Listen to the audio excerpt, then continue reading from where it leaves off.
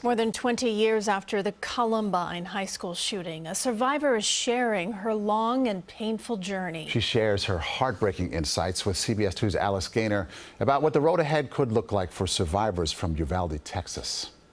Bleeding to death. That's the sign Marjorie Erickson and her classmates put in the window.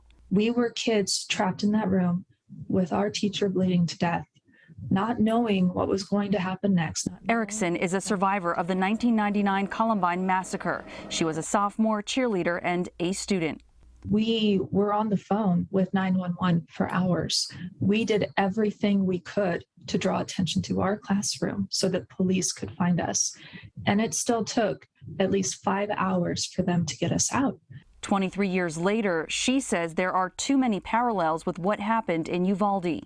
It's maddening. I read about the delayed police response, and that did it for me. I was never going to do these interviews again because they're traumatic. This is Erickson speaking with CBS News 15 years ago.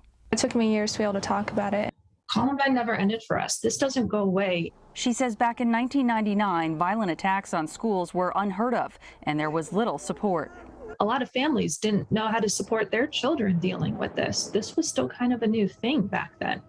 So they turned to substances, they turned to alcohol or drug use. Her best friend died by suicide on one of the anniversaries of the attack. For Erickson, being in a classroom again proved to be too painful. I dropped out of high school. I got a GED and I had tried to go to college.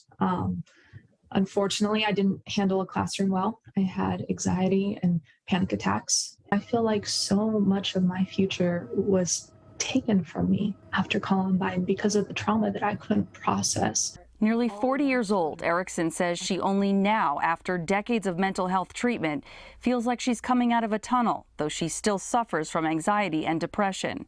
Her mother encouraged her to journal early on, and together they wrote a book. She got her degrees online and is happily married. She says the children and teachers of Uvalde are going to need good support systems. Parents need to just listen and be supportive.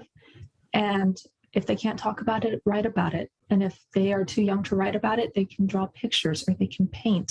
Her 7-year-old niece made her this robot to keep close during hard interviews like this one.